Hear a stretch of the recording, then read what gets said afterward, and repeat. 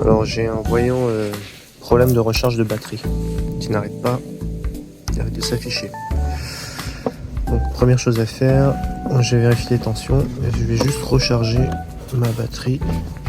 Je vais la démonter, nettoyer les cosses et recharger la batterie.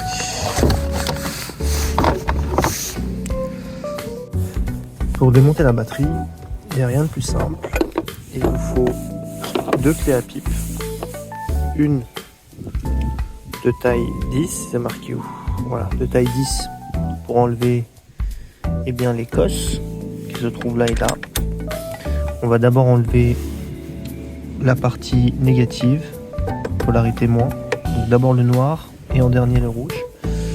Et pour enlever cette barre d'acier, on va utiliser une clé à pipe de taille 8 parce qu'ici les douilles sont de dimension 8. Vous pouvez également utiliser un tournevis pour faire effet levier si jamais votre clé à pipe est trop petite. C'est assez simple, hein, vous mettez ça comme ça et ensuite j'essaie de montrer de ce côté là, vous mettez votre tournevis et ça va faire un effet levier qui est intéressant. Ça va donner plus de force.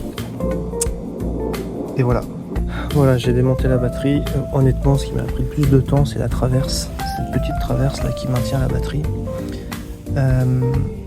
Du coup, là il n'y a plus qu'à enlever la batterie de son emplacement et on va pouvoir enlever les cosses après et nettoyer tout ça. J'ai une brosse comme ça. Il faut absolument que les fils soient des fils en laiton. On va venir nettoyer toutes les pièces métalliques qui sont en contact avec la batterie pour qu'il n'y ait pas de faux contact. Je vais faire une petite démonstration. Alors je prends ça par exemple et c'est tout simple.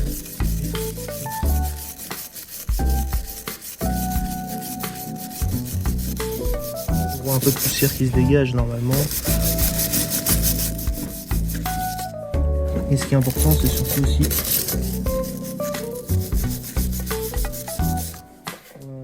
il est bien. Je vais faire pareil avec l'autre. Donc là pareil, j'enlève les cosses. Évidemment, je les ai enlevées avant, donc on va nettoyer l'intérieur, toujours avec la brosse en laiton. On va nettoyer cette cosse ici, bien proprement. J'enlève les deux, on va faire aussi plus long. Donc là, comme tout à l'heure, on vient simplement nettoyer. Oups.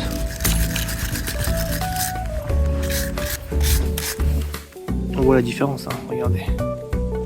Alors pour bien nettoyer à l'intérieur, là où il y a le trou, là, l'intérieur, on va utiliser du papier à poncer. Il faut que vous preniez du papier à poncer noir.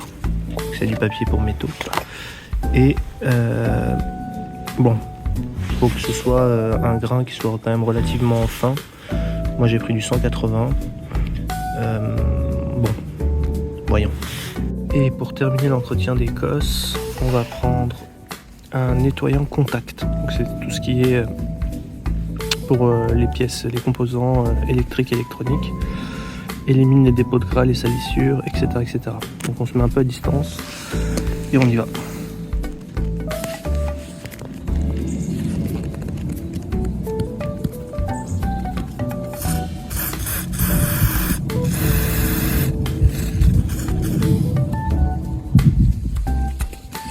Dernière étape de l'entretien de la batterie, on va utiliser ce genre d'équipement.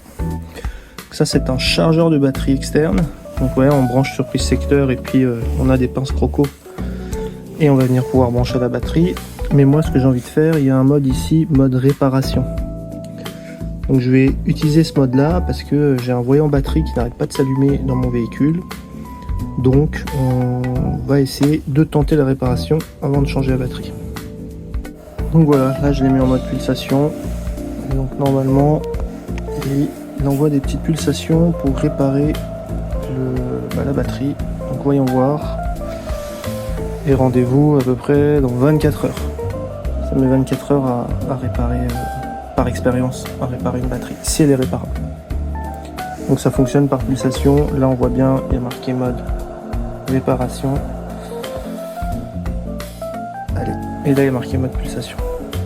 Après quasiment 24 heures de charge, de réparation, l'appareil a terminé, s'est mis en off. Donc là je vais pouvoir récupérer la batterie, refixer ces éléments là sur les cosses et remettre la batterie en place.